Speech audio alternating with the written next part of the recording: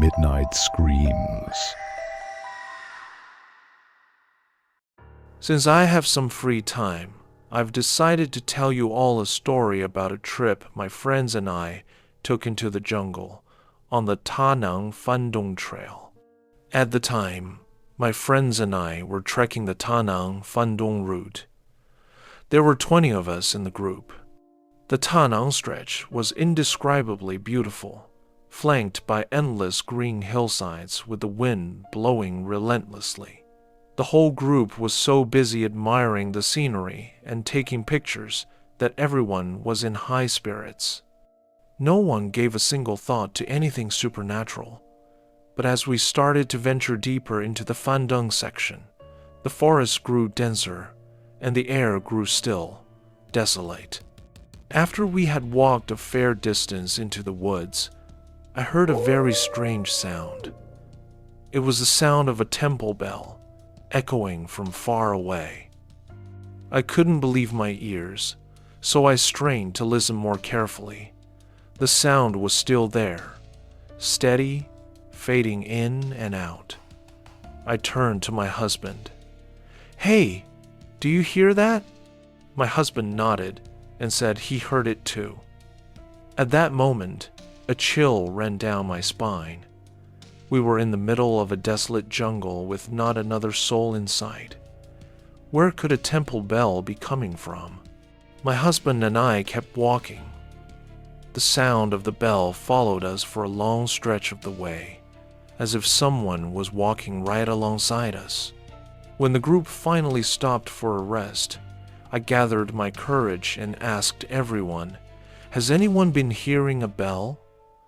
The entire group just stared at me blankly. Absolutely no one else had heard a thing. They said I must have misheard and just laughed it off. At that point, I was both terrified of the bell and furious at everyone's indifference. As we were riding the off-road taxi out of the jungle, I told the story to our driver. After listening, he answered very casually, "Probably someone raising cattle. That's the sound of a cowbell." His answer sounded plausible, but it didn't convince me. Who would raise cattle this deep in the forest?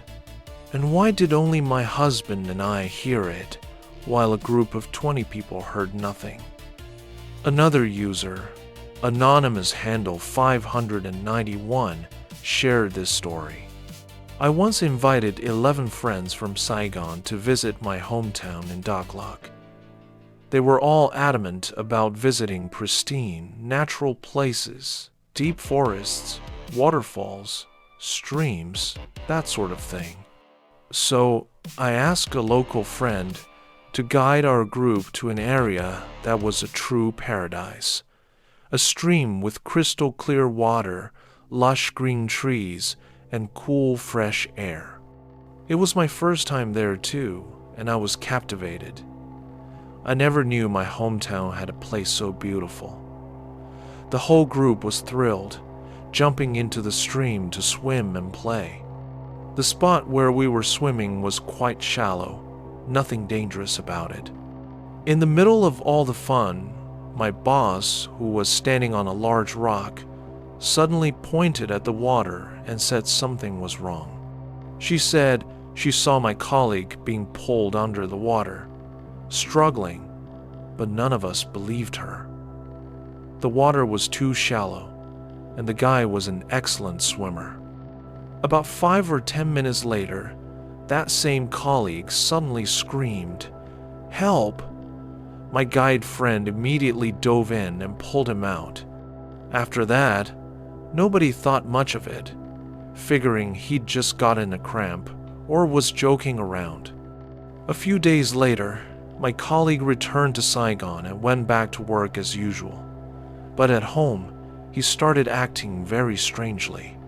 He began posting these desperate statuses on Facebook. Things like he didn't want to live anymore, telling people to take care of themselves, apologizing for everything. He even called his family to say goodbye. In the middle of the night, His girlfriend called me in a panic, telling me how strange he was acting. She then told me something even more chilling. While we were in that jungle, he had told her he'd seen 5 ethnic minority children and some dogs, but he didn't dare say anything to the group for fear of scaring everyone. He said he didn't understand why he could see them so clearly. Hearing that, I was seriously freaking out. I immediately called my friend back home, suspecting something supernatural was at play. And just as I thought, my friend asked around the local village and found out that a young man had drowned right where we were swimming. On top of that, 5 ethnic minority children had also fallen into a sandpit and died there. Basically, a lot of people had died in that area. When my friend told me this, my limbs went weak.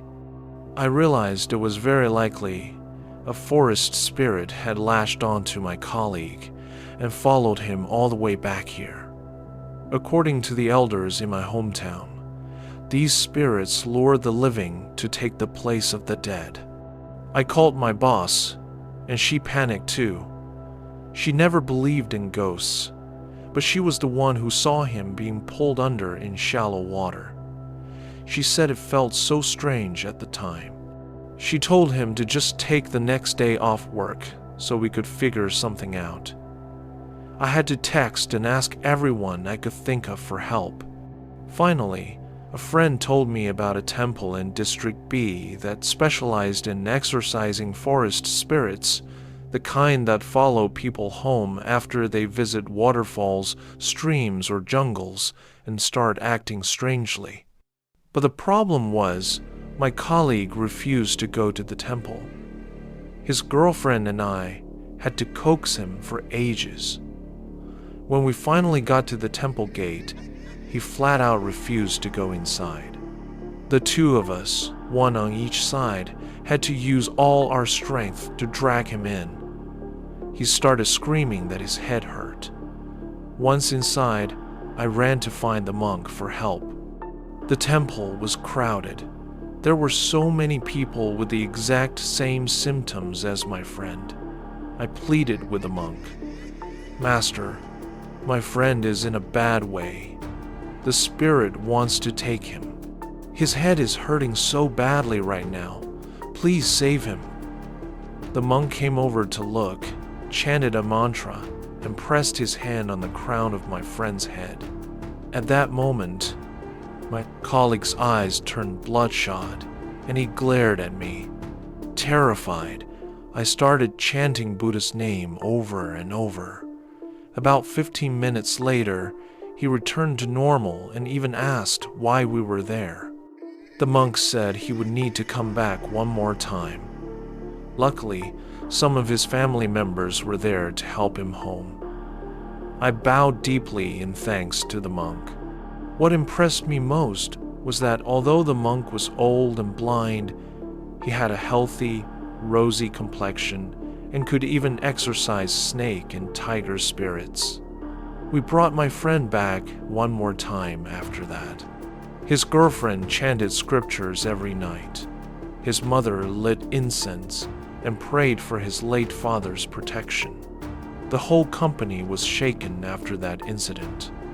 Now, no one dares to ask to go to my hometown for jungle or stream trips, and honestly, I'm scared to death myself. Now, before I even think of going into a forest, I have to pray to Buddha and my ancestors first, and I only go with a large group. Better to be careful in places like that. Another user, anonymous handle 914, shared this. This happened a long time ago. About 6 years back. It was 2019. I was living in Hokmong district, and my crew of 6 friends and I decided to take a road trip to Kunjir. We had 5 motorbikes each of us riding our own, except for one friend who had his little brother with him. All of us were guys. We set off at 5 p.m., planning to get there a little after 7. We rode close together, going as fast as we could because the sky was getting darker by the minute. After a while, the sun began to set, and there were no streetlights on either side of the road. The road hadn't been fully repaired back then, so we had to stay alert. More than halfway there, it was completely dark. The only light came from our headlights. There were no other groups on the road with us. Even though there were a lot of us, my eyes kept darting from side to side. Everything just looked so gloomy and pitch black. I started thinking about ghost stories, about how many people died fighting the Americans here back in the day, and I got goosebumps all over. All I could do was push the bike to 80-90 kilometers per hour to keep up with my friends. And that's when it started. I don't know how far I'd gone, or how much longer it would be. All of a sudden, I saw what looked like a cloud of smoke up ahead, covering the entire road. I was afraid something was on the other side of it, so I slowed down. But my friends didn't.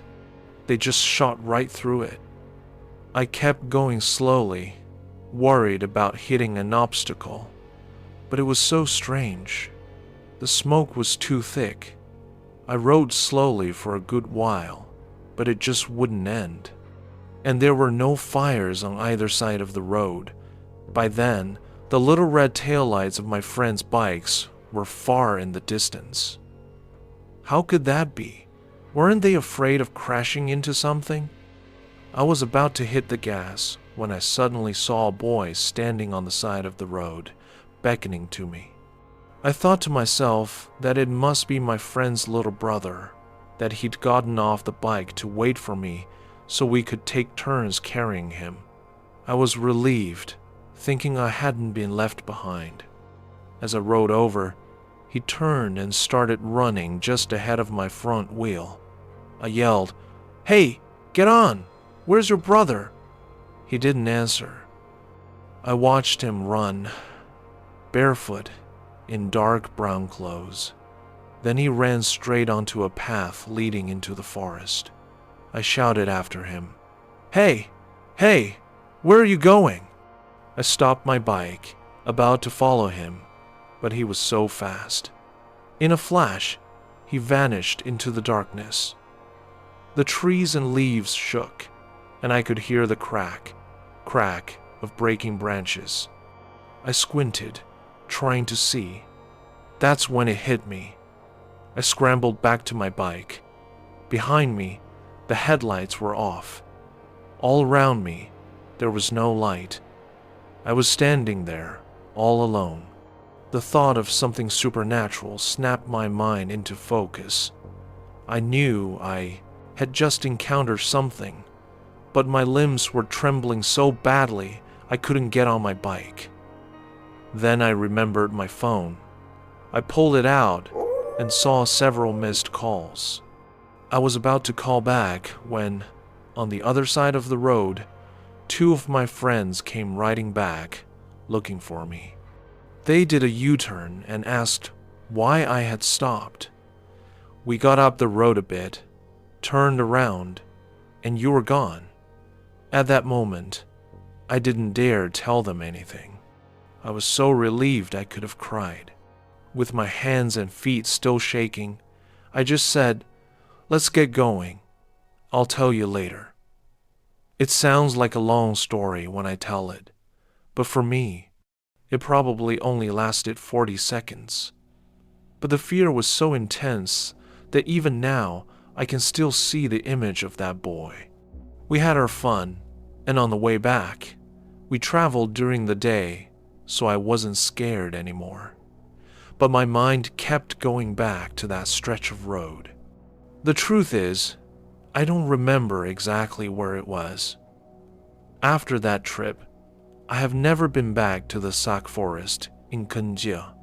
Another story from an anonymous user. In 2013, my friends and I took a trip to Kwangbin. One of our stops was Mowok Stream, a place that, back then, hadn't been developed much for tourism. To me, It had a wild, untouched beauty. There was just a small hut for resting and eating, and a bamboo bridge stretching across the stream that looked incredibly picturesque. Late in the afternoon, our group of more than 10 people started heading back. But the bamboo bridge was so beautiful that I and 2 other friends stayed behind to take pictures.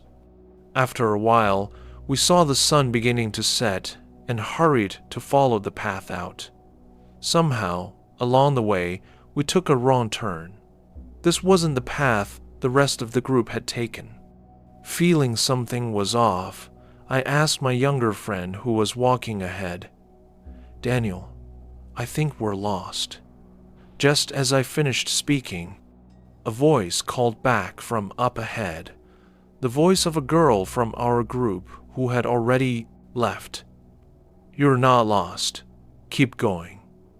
Hearing her voice, the 3 of us didn't hesitate and just kept following one another. We all thought she had waited up ahead and, seeing us go the wrong way, had called out to guide us. After walking a bit further, my friend Daniel suddenly stopped, startled. "No, this is a different path. We really are lost." That's when we panicked and turned back to find the correct trail. We had to run. By the time we made it out and got in the car to leave, the sky was completely dark. The next day, I recounted the story to the girl from our group, intending to tease her. "We got lost yesterday. Luckily, we heard you telling us to keep going, otherwise we wouldn't have known to turn back." She looked at me, surprised. "Huh?" I didn't say anything. The 3 of us who had gotten lost just looked at each other. That's when it dawned on us. The rest of the group had left long before we did. The path we took was completely different from theirs. If that was the case, the voice we heard didn't belong to her, and it didn't belong to anyone in our group. Thinking back on it now gives me chills. Another time, back in high school, my class rented a bus to visit a temple during the Lunar New Year. The whole trip was great until the sun was high in the sky. You know how it can be. The air is still a bit cold, but the sun is scorching your face. I got too tired and couldn't make it more than halfway up the mountain, so I had to turn back.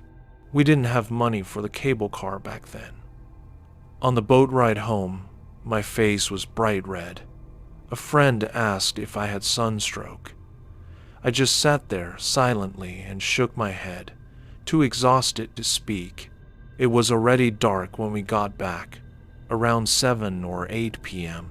The bus dropped us off at the school gate, and I, along with 2 other friends, had to travel another 7 kilometers through the rice fields to get home.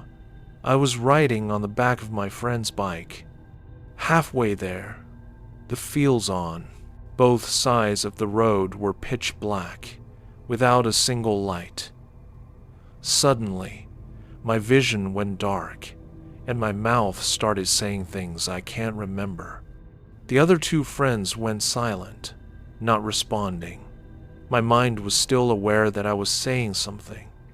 Then my mouth said something else my mind couldn't control, and my vision went black. When I could see again, my friend on the bike next to me asked frantically, "What's wrong with you?" I knew that if I kept talking, I would scare them. So I sat in silence, clenched my fists, and tensed my whole body, not opening my mouth again until we reached the village gate. Thankfully, I suddenly felt clear-headed again. I even asked them, "Hey, what was I just saying?" But they said they couldn't understand a word of it. After that incident, I started experiencing sleep paralysis very often. Another story from an anonymous user. This happened about 10 years ago. It was during my first days as a university student in Hanoi, and the memory of that rented room in an alley off Xuanla Street is something I will never, ever forget. At the time, there were 5 of us girls, all fresh from the countryside and excited about living on our own.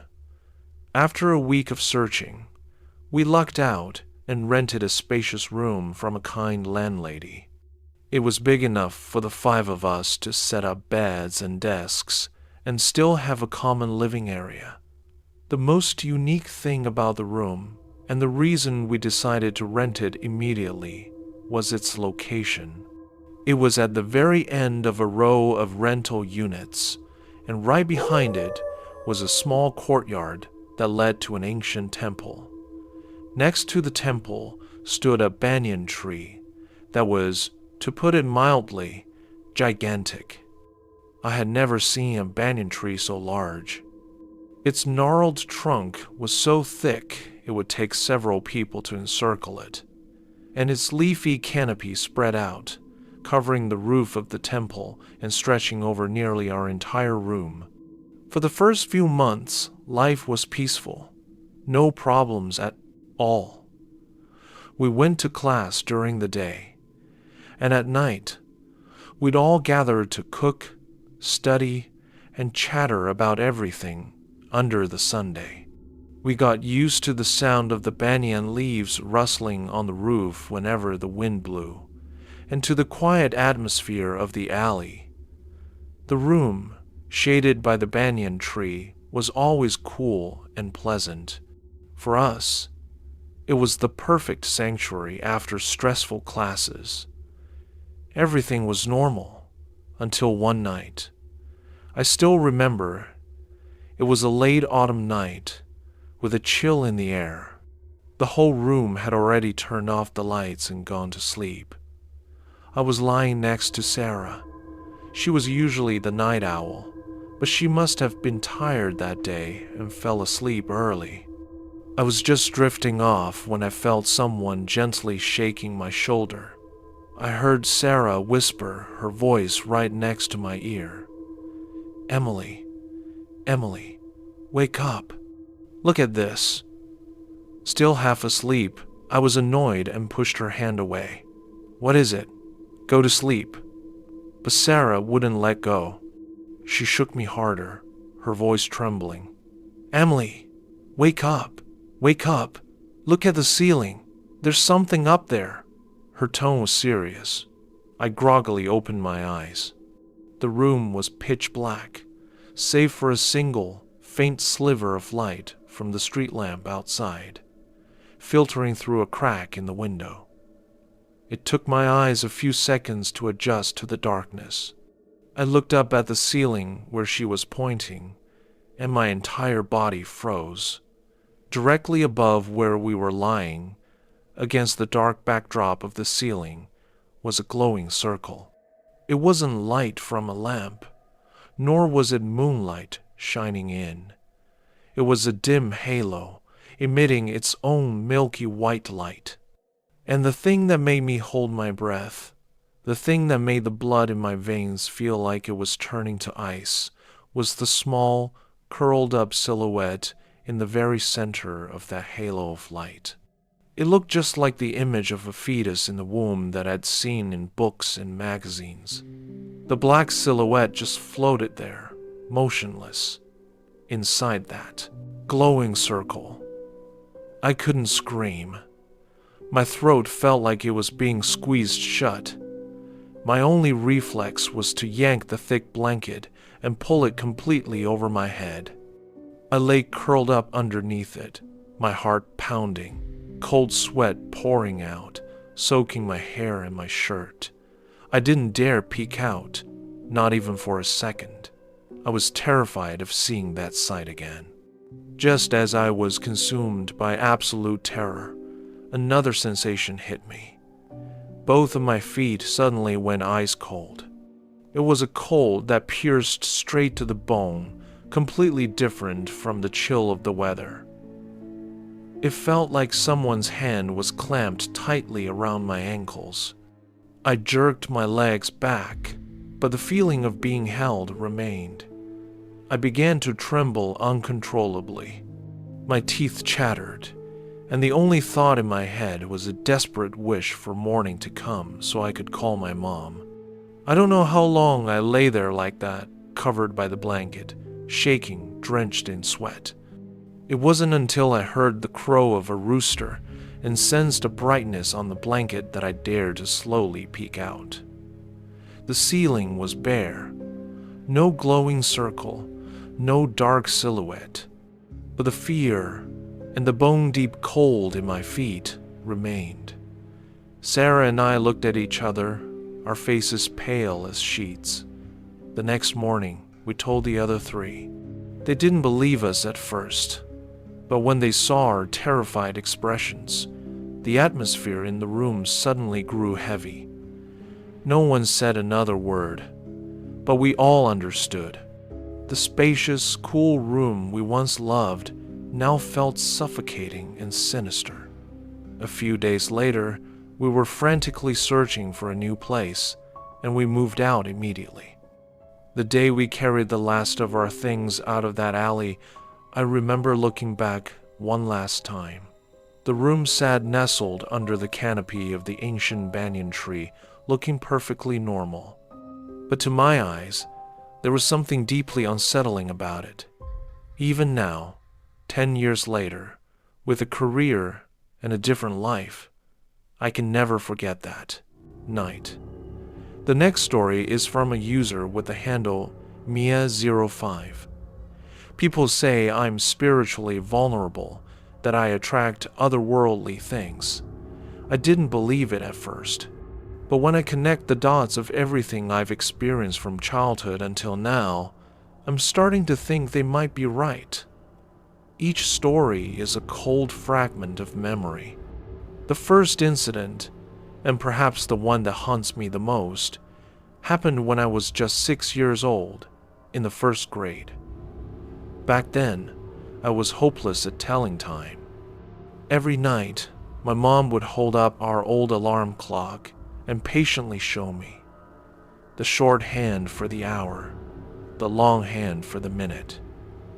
But my young mind just couldn't grasp it.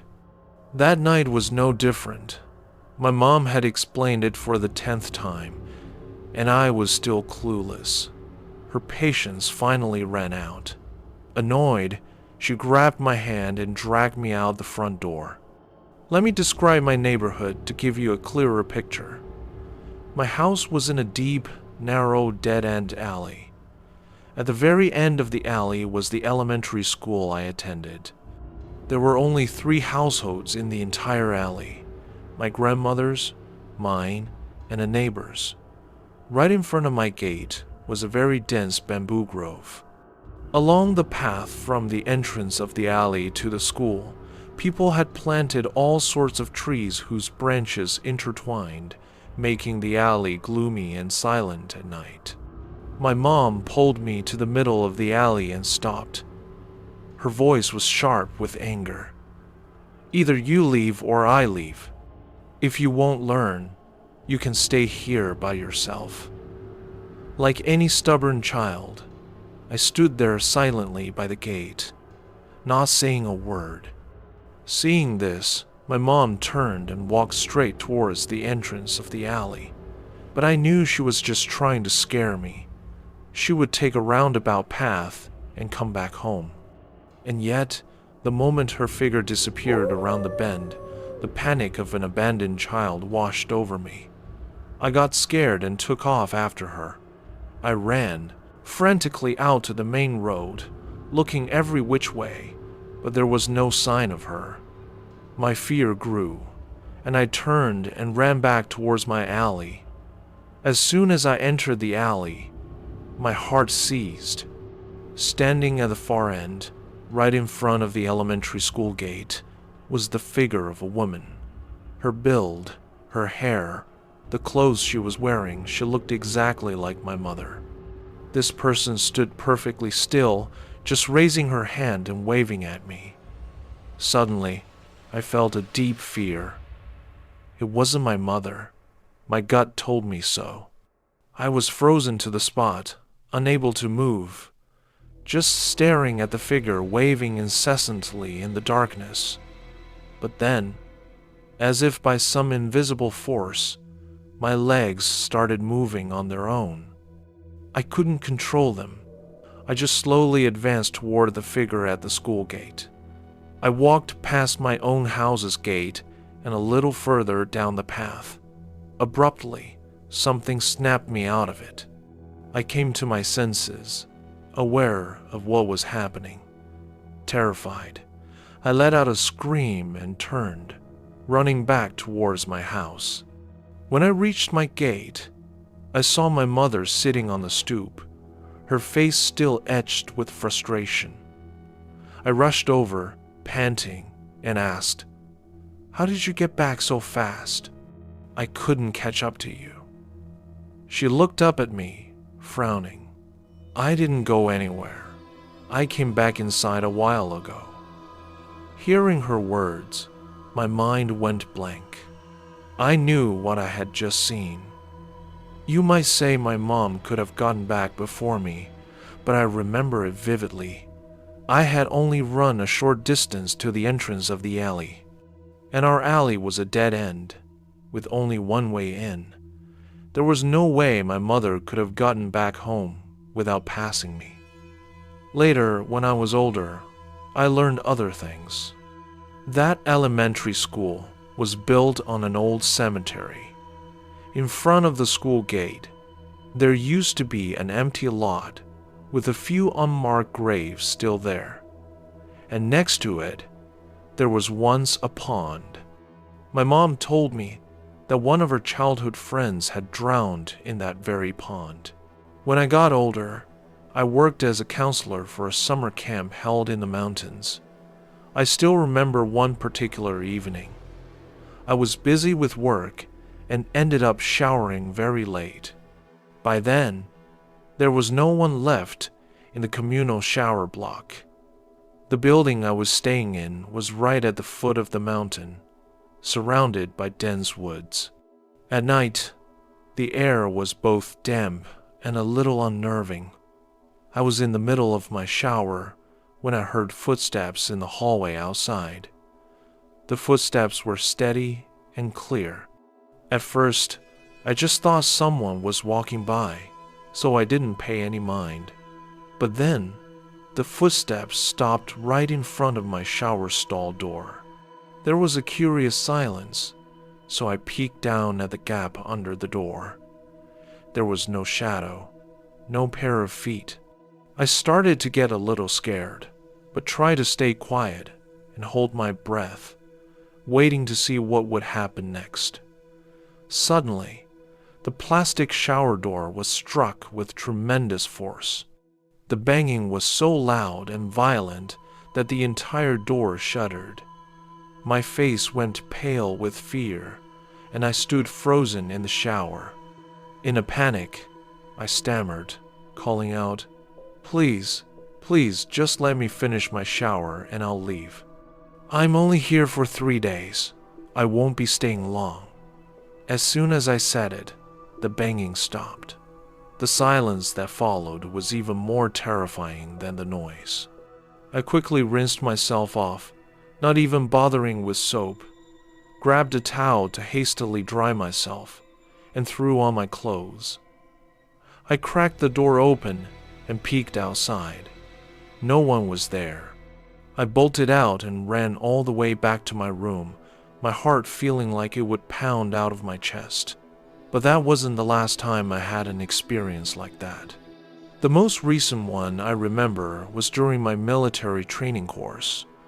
A huge typhoon had just swept through, and many trees in the military compound had been broken or knocked down. In front of my dormitory building, there were 2 large phoenix trees. One of them had been toppled by the storm, leaving only a stump. My roommate told me a rumor she'd heard from friends in her class. She said that a little girl used to be on the tree that fell. Now that the tree was gone, no one knew where the little girl was. Hearing that just gave me a slight shiver, but I quickly forgot about it. That evening, the whole company gathered in the courtyard for a group meeting. The spot where I sat happened to be right next to the remaining phoenix tree. As I was listening to the commander speak, I suddenly felt a cold draft run down my spine. I got goosebumps all over my body. It was the distinct feeling of being watched, stared at intently from above. I turned to my friend. "Do you feel cold?" She replied. "Cold? I'm dying of heat." Hearing her say that, I knew I was in trouble. I was the only one who felt cold. I bowed my head, clasped my hands together, and mumbled a prayer, just like before. "I'm only here for 3 weeks. Please, let me stay peacefully. I won't cause any trouble." The moment I finished, the cold sensation vanished instantly. My body warmed up again. I even started sweating. Sometimes I wonder if I really am spiritually vulnerable, attracting all these strange encounters. Another story shared by an anonymous user. This story was told by someone about the supernatural events that occurred in Alley 19, Trân Binh Trong Street, Ward 5, Binh Thanh District. Back in 2018, I once shared on a paranormal group about the strange phenomena I was experiencing in my rented room, specifically in Alley 19 on Trân Binh Trong Street. It wasn't until today, seeing people start to talk about that alley, that I've truly started to panic. Basically, I posted back then asking if anyone knew about this. In the alley where I lived, every 1 or 2 weeks, you would hear a bird cry, but this bird had a terrifying, mournful cry, as loud as a squealing pig, and every time it cried, someone in the alley would die. I lived there for about 2 years and witnessed so many funerals, I can't even remember the exact number. Personally, I developed severe insomnia after moving there. I could only fall asleep when I was too exhausted to stay awake. I couldn't drift off normally. Most notably, I would always wake up at 3 a.m. I just opened my eyes, and without even looking at a clock, I knew it was 3 a.m. Not only that, I'd wake up and start cooking, happily, at that exact time. This happened continuously for a year. I also experienced sleep paralysis there, 5 or 6 times a week. I never saw a face, just a shadow, and heard voices and noises. There were times I was even assaulted during these episodes. And then there was this one time. I went back to my hometown for a month, so my room was locked up. When I returned, the landlord told me my water bill for the month was over 2 million VND. I figured a faucet must have been leaking. The next time I went home, I checked everything carefully and even turned off the main water meter before I left. The meter was outside the room. On the day I returned, around 3 a.m., I got back to my place. Before going inside, I turned the water meter back on first. The moment I turned the valve, I heard every single faucet inside my room running at full blast. I knew this was a bad omen. I went to bed, since it was only 3 or 4 inches the morning. On my headboard, I had left a bottle of water I'd gotten from the sleeper bus, just placed there by chance. As I slept, I dreamed of a black shadow fighting me for the water bottle.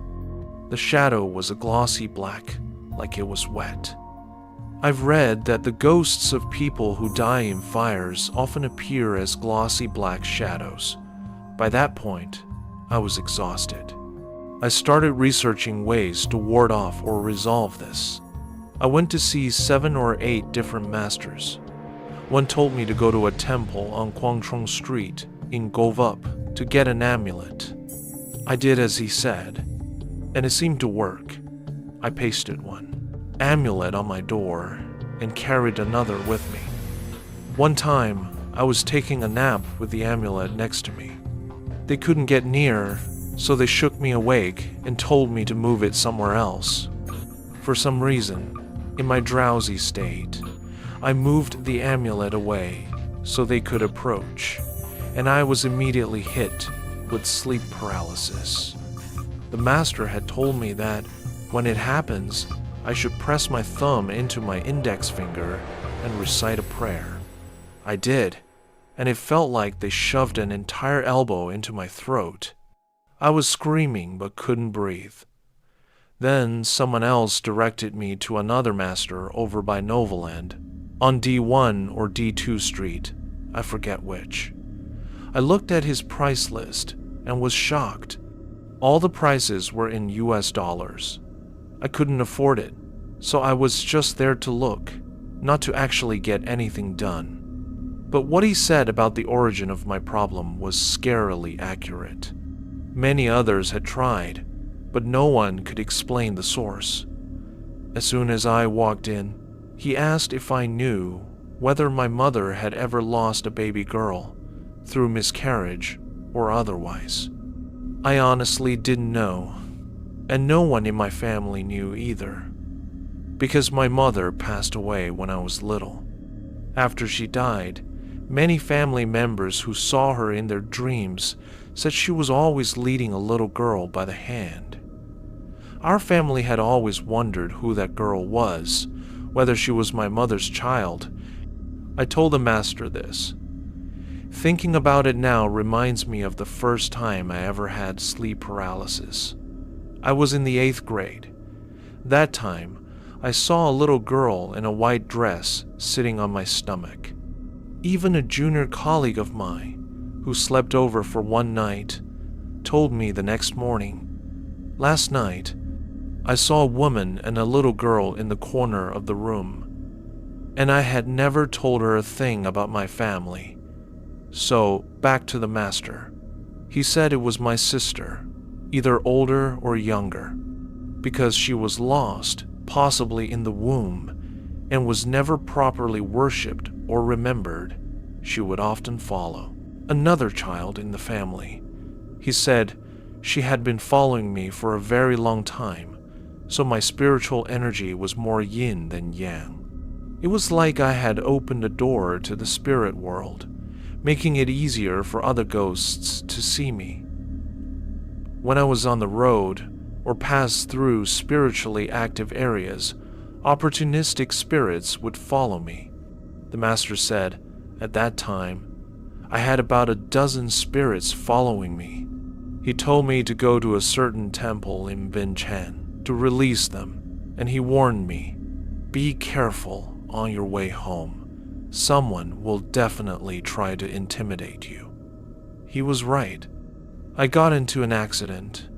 A truck hit me on the Binloi Bridge on my way home. The third master, I should call him a fraud, because he was depraved and not a real master at all.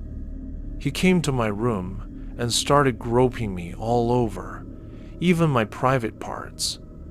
He told me I was pregnant with a spirit child and that he would fix it. Then he showed me pictures on his phone. He scrolled through images of Buddha and asked if I was scared. If I was, it meant I was possessed. Then his hand accidentally swiped to a photo of a naked woman sitting on a bed, hands clasped, eyes closed, as if in prayer. It was a photo he had taken, not something from the internet. I'm certain he took it himself, and that his method involved asking me to undress like that, close my eyes, and let him take a picture. I immediately kicked him out and ran out of the room. He left. But after that, perhaps the spirit following me realized I was trying to sever our connection, because the intimidation became more frequent. I had sleep paralysis more often. My dreams became clearer, and I once dreamed of giving birth to a deformed fetus. I dreamed of walking into a cemetery and stopping to clean the grave of a 1-year-old man. And so I continued my journey to cut the tie. Someone directed me to a fishing village where a master specialized in performing rites for fishermen. He didn't take any money, he just helped people. He performed a ritual and spoke to the spirit following me. They cried and begged to be allowed to stay, saying they wouldn't cause any trouble, that they had just fallen in love with me. But the master refused, performing an exorcism to make them leave. As of today, I have moved out of that room. I am married with a child, and the hauntings have stopped. Someone asked me about my mother and my sister. Well, my mother is still with me, in a way. She passed when I was 7. As for the sister, no one in the family knows anything. My father passed away later on, so even if there was something to know, there's no way to find out now.